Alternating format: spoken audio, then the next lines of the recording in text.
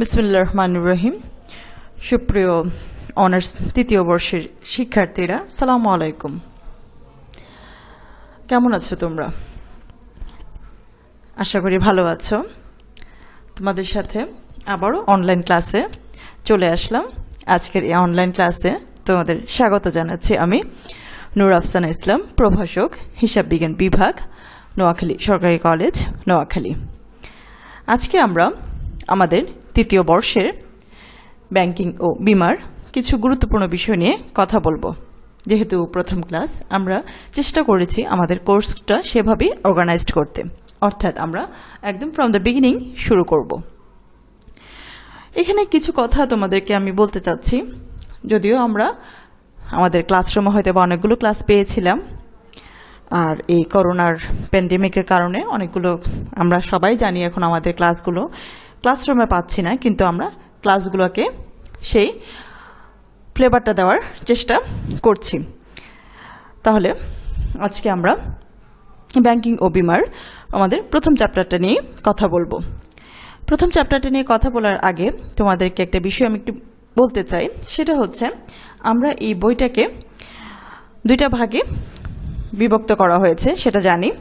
সেটি হচ্ছে banking part এবং হচ্ছে সেকেন্ড ওয়ান ইজ বিমার পার্টটা। ঠিক আছে? এই ক্ষেত্রে আমাদের বিভিন্ন রাইটারের বইয়ে ব্যাংকিংয়ের পার্টটাকে বিভিন্নভাবে অর্গানাইজড করা হয়েছে এবং বিমার পার্টটাকেও তারা বিভিন্নভাবে সাজানোর চেষ্টা করেছেন। যেভাবে যে রাইটার ফলো করুক না কেন, আমরা চেষ্টা করব আমাদের ন্যাশনাল ইউনিভার্সিটির সিলেবাসের যেভাবে সেগ্রিগেশনটা দেওয়া আছে সেই বিষয়টা ফলো করতে, কারণ আমাদের মেইন প্রশ্নটা কিন্তু তার আলোকেই হয়ে থাকে। এখানে শুধু একটি বিষয় তোমাদের সাথে আমি শেয়ার করতে চাই। যেমন ধরো, তাহলে আমার এই বিষয়টা তোমরা একটু ক্লিয়ার বুঝতে পারবে।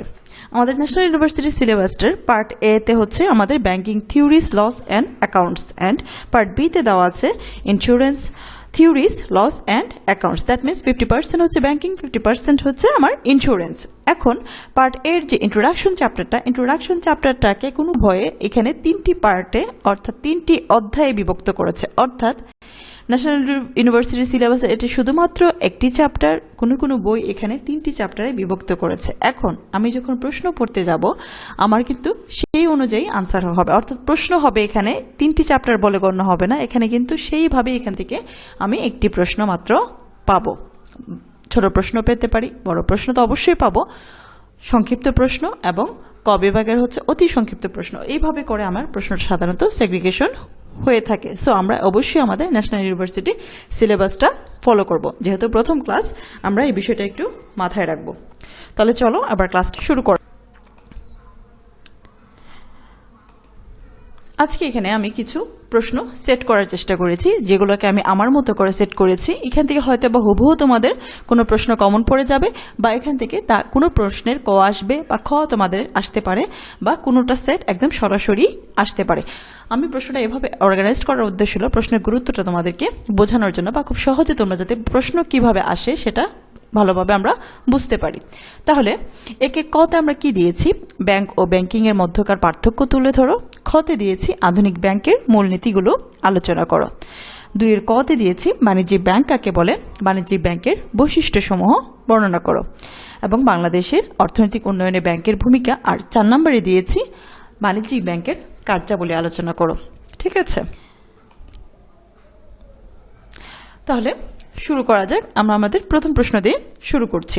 প্রথম প্রশ্নটা কি ছিল? ব্যাংক ও ব্যাংকিং এর মাঝে পার্থক্য কি কি রয়েছে, অর্থাৎ আমরা ব্যাংক ও ব্যাংকিং এর মধ্যে কি কি মৌলিক বিষয় তুলে ধরতে পারি এখানে। তাহলে দেখি এখানে কি কি পার্থক্য বিদ্যমান রয়েছে।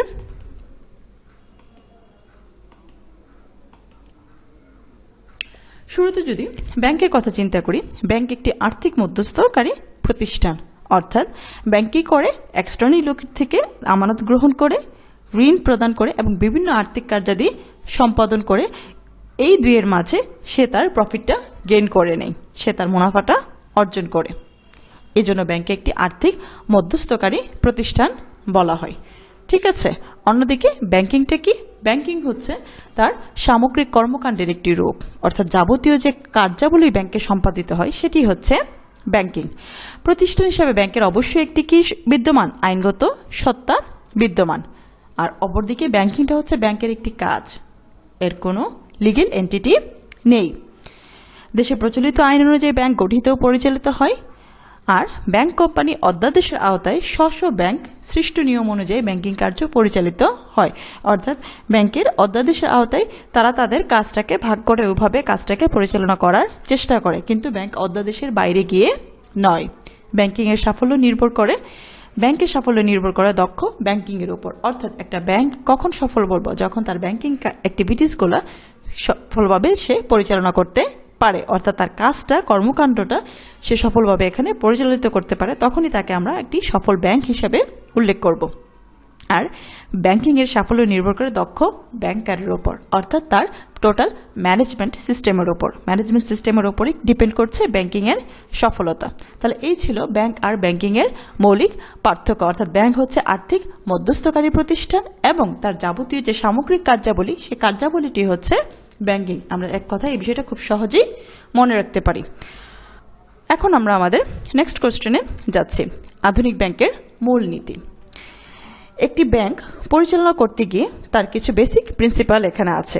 সে প্রিন্সিপালের আওতায় একটি ব্যাংক সাধারণত পরিচালিত হয়ে থাকে। তাহলে দেখি সেগুলো কি কি। সচ্ছলতার নীতি, নিরাপত্তার নীতি, ঋণদান নীতি, সুষ্ঠু বিনিয়োগ নীতি, সততার নীতি, বিশ্বস্ততার নীতি, তারল্য নীতি, কর্মদক্ষতার নীতি। এখানে আরও অনেকগুলো নীতি আছে, কিন্তু আমি চেষ্টা করছি এখানে পিক পয়েন্টগুলো তোমাদের সামনে তুলে ধরার জন্য, যাতে করে খুব সহজেই মূলনীতিগুলোর অধিকাংশ এখানে বুঝতে পারো। ঠিক আছে, তাহলে প্রথমত দেখি সচ্ছলতার নীতিটা কি। আর্থিক সচ্ছলতা না থাকলে ব্যাংক তার কার্যাবলী কখনোই সুষ্ঠুভাবে পরিচালিত করতে পারে না, এবং এই সচ্ছলতা যত কম থাকবে ব্যাংক ততই ঝুঁকির মাঝে থাকবে। তাহলে এই আর্থিক সচ্ছলতা বা প্রাচুর্য, অর্থাৎ সে সচ্ছলতা কখন হবে, যখন সে তার গ্রাহককে চাহিদা মাত্র তার পাওনা পরিশোধ করতে পারবে। সচ্ছলতা না থাকলে কখনই সে সেটি করতে পারবে না। তারপর আসছে কি নিরাপত্তার নীতি। আমানতকারীর জমার নিরাপত্তা বিধান করা এবং সেই সাথে ব্যাংকের নিজস্ব সম্পদেরও নিরাপত্তার বিধান করা ব্যাংকের অন্যতম দায়িত্ব। ঋণদান নীতি। ব্যাংকে অবশ্যই কি করবে, সে ঋণ দিবে, কিন্তু যত্রতত্রভাবে বা ইচ্ছা মতো উইদাউট সিকিউরিটিস সে কোনো ঋণ এখানে প্রদান করবে না। যদি প্রদান করে তাহলে ব্যাংক অবশ্যই কি হবে, লোকসানের সম্মুখীন হবে। তারপর আসতেছে সুষ্ঠু বিনিয়োগ নীতি। বিনিয়োগ নীতি না থাকলে যে কোনো ব্যাংকেরই স্বাভাবিকভাবে সমস্যা দেখা দিতে পারে। ব্যাংক কোন খাতে বিনিয়োগ করবে, কোন মেয়াদে কি পরিমাণ টাকা হাতে রেখে অর্থ বিনিয়োগ করবে, এই বিষয়টা অবশ্যই ব্যাংকে মাথায় রাখতে হবে। তারপর আসতেছে বিশ্বস্ততার নীতি। বিশ্বস্ততা অর্জন না করলে স্বাভাবিকভাবে কি জনগণ তার মূল্যবান সম্পদ বা মূল্যবান আমানত এখানে জমা রাখবেন না। ঠিক আছে, কোনো ব্যাংক ভালোভাবে কাজ করতে হলে অবশ্যই তাকে জনগণের আস্থাভাজন হতে হবে, তাদের সে ফেথটা অর্জন করতে হবে। একটি ব্যাংক বিশ্বস্ততার নীতি কঠোরভাবে পালন করার চেষ্টা করে, নতুবা গ্রাহক তার উপর কি করবে না, নির্ভর করবে না। তারল্য নীতি। ব্যাংকের একটি বেসিক কনসেপ্ট হচ্ছে চাহিদা মাত্র তার গ্রাহককে দেনা পরিশোধ করতে হবে। তাই ব্যাংক চেষ্টা করে যে গ্রাহকের দাবি পূরণ করার সামর্থ্য সংরক্ষণ করতে। এই দাবি পূরণ করার সামর্থ্য সংরক্ষণকেই তারল্য বলে। অর্থাৎ তারল্যটা হচ্ছে চাহিদা মাত্র তার পাওনাটা সে পরিশোধ যাতে করতে পারে। এরূপ সামর্থ্য ধরে রাখার জন্য ব্যাংক কী করে, তার নগদ অর্থ সংরক্ষণ করে। কিন্তু নগদ অর্থ কতটুকু সংরক্ষণ করবে সেটারও একটি নিয়ম নীতি রয়েছে। সেই নগদ অর্থ সংরক্ষণ করে সে কী করে, তার বিনিয়োগ নীতিটা পরিচালিত করে। অর্থাৎ একটির সাথে আরেকটি রিলেটেড, ব্যাংকের প্রতিটা বিষয় একটার উপর আরেকটি নির্ভর করে। তাহলে ব্যাংকে কি করতে হবে, তারল্য এবং বিনিয়োগের মধ্যে একটা সমন্বয় বিধান করতে হবে। তারপর আসতেছে কর্মদক্ষতার নীতি। যদি এখানে প্রপার ম্যানেজমেন্ট না থাকে, একটা ভালো সিস্টেম ডেভেলপ না করে, তাহলে স্বাভাবিকভাবে ব্যাংক কি করতে পারবে না, তার সেই সাফল্যের দ্বার প্রান্তে পৌঁছাতে পারবে না, জনগণের আস্থা অর্জন করতে পারবে না। অ্যাজ এ রেজাল্ট সেই ব্যাংক কখনোই লং লাস্টিং এখানে বিজনেস করতে পারবে না। সো অবশ্যই এখানে কর্মদক্ষতার নীতি থাকবে, যাতে করে সে জনগণকে বা তার কাছে যে আমানত গ্রহীতারা আছে, আমানত রাখতে আসেন, তার যে গ্রাহকরা আছে, গ্রাহককে সুষ্ঠুভাবে সেবা প্রদান করতে পারে। এখানে আরও অনেক ধরনের নীতি রয়েছে, সেটা হচ্ছে গোপনীয়তার নীতি। ব্যাংক অবশ্যই কি করবে, তার গ্রাহকের যাবতীয় তথ্যাবলী গোপন রাখে তারপরে হচ্ছে সুনামের নীতি। ব্যাংক দক্ষতার সাথে সুনামের সাথে জনগণের আস্থা অর্জন করে তার কর্মকাণ্ড পরিচালিত করার চেষ্টা করে থাকে। এই বেসিক প্রিন্সিপালগুলো হচ্ছে একটি আধুনিক ব্যাংকের মূলনীতি। তোমরা একটা এই বিষয়গুলোতে চেষ্টা করবা এখানে গুরুত্বপূর্ণ বিষয়গুলো আগে তুলে ধরতে। এখন আমরা আমাদের যাচ্ছি। এখন আমরা আসি আমাদের বাণিজ্যিক ব্যাংক কাকে বলে।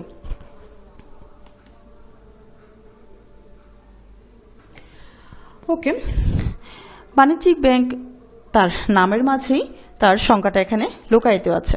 অর্থাৎ ব্যাংক, যখন আমরা বাণিজ্যিক ব্যাংক বোঝার আগে আমরা একটু ব্যাংকের কনসেপ্টটা একটু রিভিউ করি যে ব্যাংকের কনসেপ্টটা কি ছিল। একটি মুনাফা অর্জনকারী প্রতিষ্ঠান। বাণিজ্যিক ব্যাংকের কাজই হচ্ছে মুনাফা অর্জন করা, এবং ব্যাংকেরও কনসেপ্ট হচ্ছে সে কি করবে, মুনাফা অর্জন করবে। তাহলে ব্যাংক এবং বাণিজ্যিক ব্যাংকের মধ্যে একটা বেসিক স্লাইড ডিফারেন্ট আছে। সে বিষয়টা কি, যে বাণিজ্যিক ব্যাংক হলো মুনাফা অর্জনকারী একটি আর্থিক মধ্যস্থকারী প্রতিষ্ঠান। ব্যাংক বলতে সাধারণত আমরা তাহলে কি বুঝি, বাণিজ্যিক ব্যাংকই বুঝে থাকি। ঠিক আছে, আমরা সাধারণত ব্যাংক বলতে বাণিজ্যিক ব্যাংকই বুঝে থাকি, যে বাণিজ্যিক ব্যাংক হলো মুনাফা অর্জনকারী একটি আর্থিক মধ্যস্থকারী প্রতিষ্ঠান। কিন্তু বাণিজ্যিক ব্যাংক থেকে অন্যান্য ব্যাংকের কিছু পার্থক্য রয়েছে। সেই বিষয়গুলো যখন আমরা নেক্সট ফার্দার অন্যান্য ব্যাংকিংগুলো পড়বো, ব্যাংকের বিষয়গুলো পড়বো, তখন ভালো আরও বুঝতে পারবো। তাহলে আমি জেনারেলি আমরা ব্যাংক বলতে বাণিজ্যিক ব্যাংকই বুঝে থাকি, এবং ব্যাংকের বেসিক কাজ হচ্ছে সে কি করবে, মুনাফা অর্জন করা লক্ষ্যে অর্থ ও অর্থযোগ্য সম্পদের ব্যবসা করে। সে ব্যবসায়ের মাধ্যমে সে কি করে থাকে, তার নিজস্ব প্রফিটটা গেইন করার চেষ্টা করে। বিভিন্ন রাইটারগণ বাণিজ্যিক ব্যাংককে বিভিন্নভাবে সংজ্ঞায়িত করেছেন। যেমন প্রফেসর রোজার বলেছেন যে ব্যাংক মুনাফা অর্জনের লক্ষ্যে অর্থ ও অর্থযোগ্য সম্পদের ব্যবসা করে, তাকেই বাণিজ্যিক ব্যাংক বলা হয়। অধ্যাপক আশুতোষ নাথ বলেন, বাণিজ্যিক ব্যাংক হলো মুনাফা অর্জনকারী একটি আর্থিক মধ্যস্থকারী প্রতিষ্ঠান। বাণিজ্যিক ব্যাংকের তাহলে কনসেপ্টটা এখানে কি, অবশ্যই মুনাফা অর্জন করা, এবং কি মুনাফা অর্জনকারী একটি আর্থিক মধ্যস্থকারী প্রতিষ্ঠান। সো আমরা যখন এই বিষয়টা ডিফাইন করব, অবশ্যই আমাকে এই বিষয়টা খেয়াল রাখতে হবে। এটি হচ্ছে একটি মুনাফা অর্জনকারী প্রতিষ্ঠান, মুনাফা অর্জনকারী এবং আর্থিক মধ্যস্থকারী প্রতিষ্ঠান। মধ্যস্থকারী এই জন্য বলা হচ্ছে যে এক শ্রেণীর কাছ থেকে কি করছে, আমানত গ্রহণ করছে, এবং এক শ্রেণীর কাছ থেকে কম সুদে আমানত গ্রহণ করছে, এবং আরেক শ্রেণীর কাছে কি অধিক সুদে সেটা ঋণ দান করছে। এই দুইয়ের মাঝে যে ডিফারেন্সটা, সেই ডিফারেন্সটি হচ্ছে ব্যাংকের মুনাফা। সো ব্যাংক বলতে আমরা অবশ্যই বাণিজ্যিক ব্যাংকই বুঝে থাকি। তাহলে বাণিজ্যিক ব্যাংক সম্পর্কে যদি আমরা একটু সামারাইজ করতে চাই, তাহলে কি পাচ্ছি, বাণিজ্যিক ব্যাংক মূলধন ও অর্থের একটি মধ্যস্থ ব্যবসায় প্রতিষ্ঠান। এই প্রতিষ্ঠান বিভিন্ন হিসাবের মাধ্যমে জনগণের কাছ থেকে স্বল্প সুদে ঋণ গ্রহণ করে, অর্থাৎ কম সুদে জনগণের কাছ থেকে সে ঋণটা গ্রহণ করে সংগ্রহিত অর্থ বেশি সুদে বা লাভে স্বল্প মেয়াদে ঋণ হিসাবে প্রদান করে, এবং অর্থ জমাদানকারীর উত্থাপিত চেকে মূল্য পরিশোধ করে। অর্থাৎ সে যতটুকু চেক দিবে গ্রাহক, সেই অনুযায়ী গ্রাহককে সে কি করে, মূল্য প্রদান করে, অর্থাৎ সে চেকটা পরিশোধ করে থাকে। এই ব্যাংকের মূল উদ্দেশ্য হলো মুনাফা অর্জন করা। তার বেসিক কনসেপ্টটাই কি, এখানে সে মুনাফা অর্জন করবে। তাহলে আমরা একটু আগে একটা কথা বলছিলাম যে বাণিজ্যিক ব্যাংকের সাথে আমার অন্যান্য ব্যাংকিং যেটা স্লাইড ডিফারেন্স, সেটা হচ্ছে বাণিজ্যিক ব্যাংক সাধারণত সব ব্যাংকই মুনাফা অর্জন করে থাকে, কিন্তু বাণিজ্যিক ব্যাংক সাধারণত কি করে থাকে, আমার স্বল্পমেয়াদী ঋণ প্রদান করে থাকে। দীর্ঘমেয়াদী ঋণ বা হচ্ছে নোট ইস্যু করা, এগুলো হচ্ছে আমার বিশেষায়িত ব্যাংক, এবং নোট ইস্যু করা হচ্ছে আমার কেন্দ্রীয় ব্যাংকের কাজ। এগুলো যখন ফার্দার আমরা অন্যান্য ব্যাংক পড়তে যাব, তখন আমরা আরো ডিটেলস এগুলো পড়ে নিব। ওকে, তাহলে বাণিজ্যিক ব্যাংকের যখন আমি আনসার করতে যাব, আমার মাথায় কিন্তু এই বিষয়টা অবশ্যই থাকবে। প্রথমত হচ্ছে এটি একটি মুনাফা অর্জনকারী আর্থিক মধ্যস্থকারী প্রতিষ্ঠান। ওকে, এখন দেখি বাংলাদেশের অর্থনৈতিক উন্নয়নে ব্যাংকের কি কি ভূমিকা রয়েছে।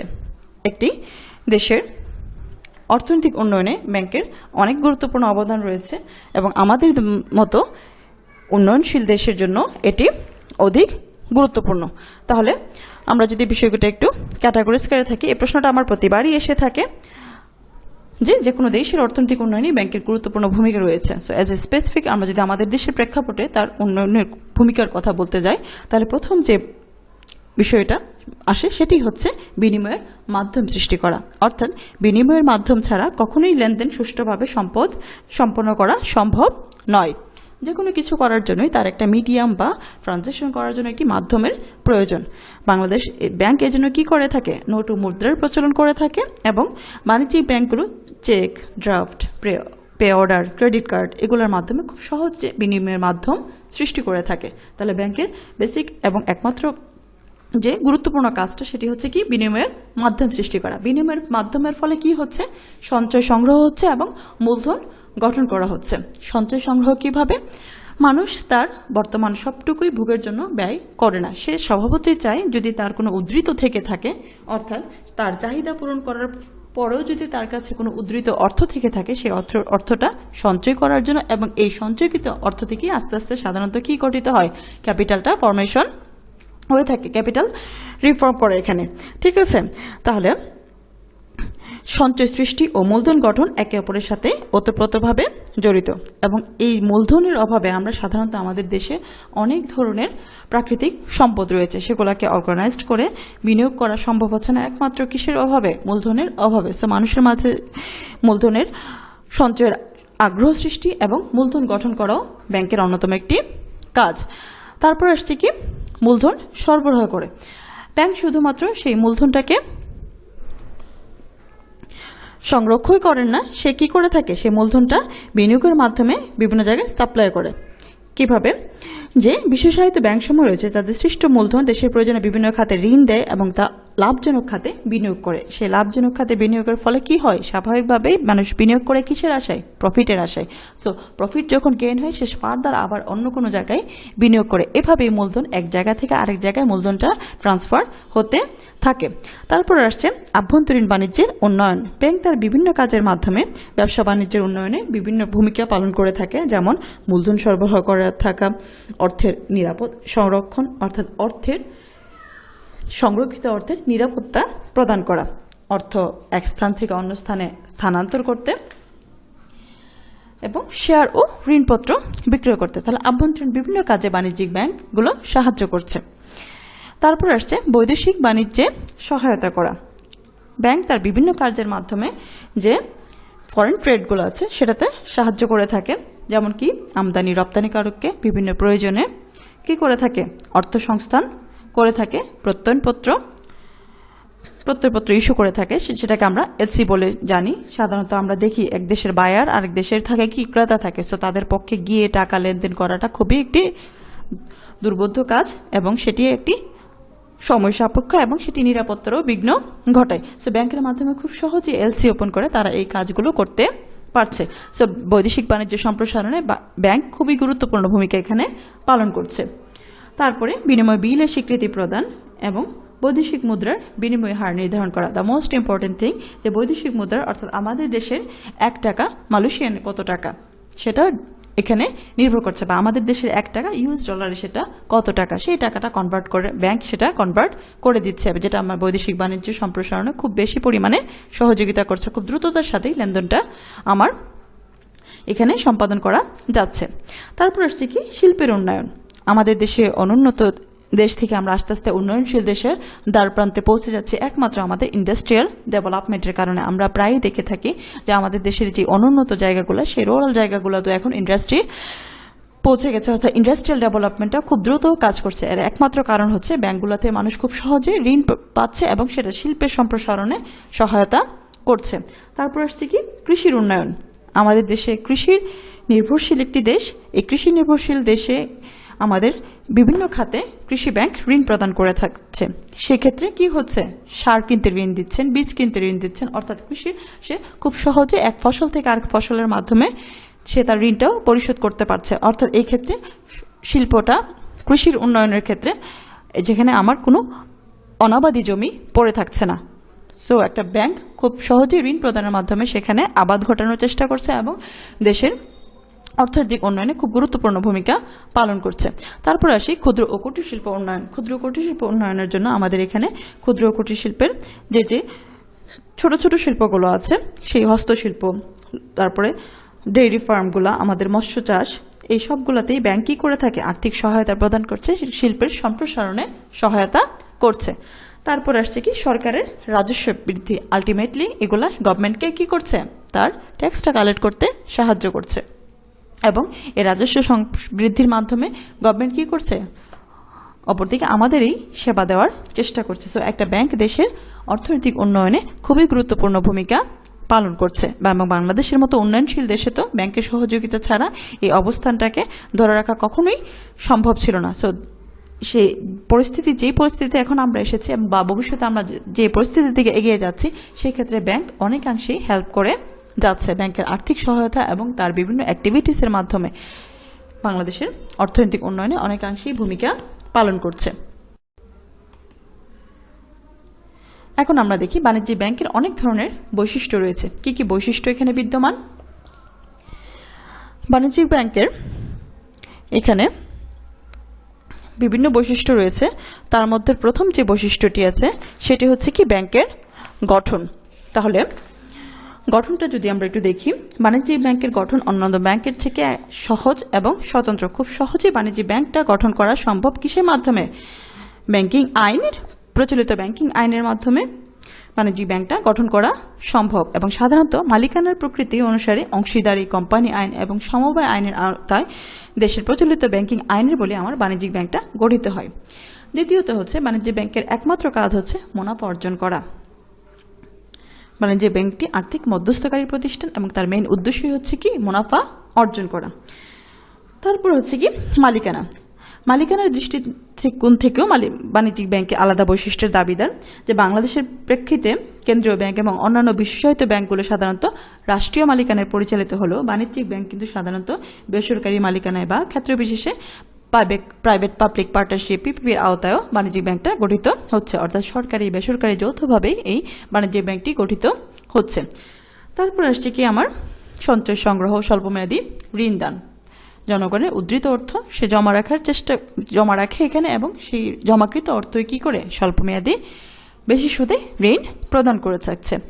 বিনিয়োগের মাধ্যম সৃষ্টি করা। বাণিজ্যিক ব্যাংক এখানে বিনিময়ের মাধ্যম সৃষ্টি করছে। বিনিময়ের মাধ্যম কিভাবে? এক শ্রেণীর কাছে অপর শ্রেণীতে টাকাটা ট্রান্সফার হওয়ার সুযোগ দিচ্ছে। চেক, ব্যাংক ড্রাফট বা হুন্ডির মাধ্যমে তারা সেই লেনদেনগুলো করতে পারছে। ঝুঁকি এবং মুনাফা স্বাভাবিকভাবেই পাশাপাশি চলে। Risk and profit run generally together, অর্থাৎ একই সাথে চলে। বাণিজ্যিক ব্যাংকের ক্ষেত্রে স্বাভাবিকভাবেই একপাশে ঝুঁকি রয়েছে, এবং কিন্তু ঝুঁকিটা না নিলে স্বাভাবিকভাবে সে কি করতে পারবে না। ঝুঁকি মানে এখানে ইনভেস্টমেন্ট মানুষ কিসের আশায় করে? মুনাফার আশায় করে থাকে। তারপর রয়েছে শাখা ব্যাংকিং ব্যবস্থাপনা। অন্যান্য ব্যাংকে একটি মাত্র বা সীমিত সংখ্যক অফিসের মাধ্যমে কার্য সম্পাদিত হলেও বাণিজ্যিক ব্যাংক সাধারণত দেশের বিভিন্ন এলাকায় শাখা প্রতিষ্ঠার প্রয়োজন পড়ে।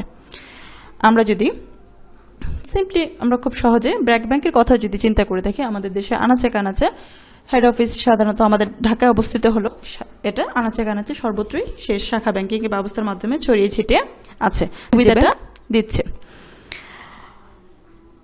এখন আমরা আমাদের পরবর্তী প্রশ্নে যাচ্ছি, সেটি হচ্ছে বাণিজ্যিক ব্যাংকের কার্যাবলী। বাণিজ্যিক ব্যাংক বিভিন্ন ধরনের কার্যাবলী সম্পাদন করে থাকে। সাধারণ কার্যাবলী, প্রতিনিধিত্বমূলক কার্যাবলী, সেবামূলক কার্যাবলী এবং তার আদার্স আরও অন্যান্য অ্যাক্টিভিটিস রয়েছে। ঠিক আছে, তাহলে প্রথমে যে সাধারণ কার্যাবলীটা সেটা যে দেখি। আমানত সংগ্রহ করে এবং অর্থ উত্তোলনের সুযোগ প্রদান করে থাকে। সে জনগণের বিভিন্ন অর্থ এখানে জমা রাখে এবং সেই অর্থ উত্তোলনের একটি সুযোগ প্রদান করে থাকে, এবং বিভিন্ন শ্রেণীর লোককে ঋণ প্রদান করে থাকে। সেই ঋণকৃত অর্থ মানুষ বিভিন্ন জায়গায় কি করতে পারছে? বিনিয়োগ করতে পারছে। তারপরে বিনিময়ের মাধ্যম হিসাবে চেক, ড্রাফট, হুন্ডি এগুলো প্রচলিত করে থাকে এবং সেইভাবেই লেনদেনগুলো সম্পাদিত হয়ে থাকে। ঠিক আছে, তারপর আসছে কি ঋণ দান। বাণিজ্যিক ব্যাংক ঋণ আমার সৃষ্টি বা ঋণ দান, বাণিজ্যিক ব্যাংক স্বল্প সুদে কি করে থাকে? ঋণ দান করে থাকে। তারপর আসছে বিল বাট্টাকরণ।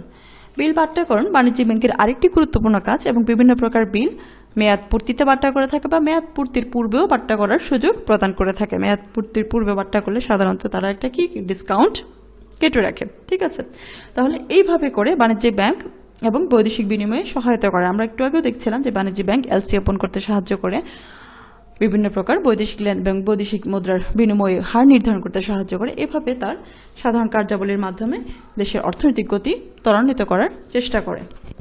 তারপর আসি বাণিজ্য ব্যাংকের প্রতিনিধিত্বমূলক কার্যাবলী। প্রতিনিধিত্বমূলক কার্যাবলী হিসেবে প্রথমে কি করে থাকে? অর্থ আদায় ও পাওনা পরিশোধ করা।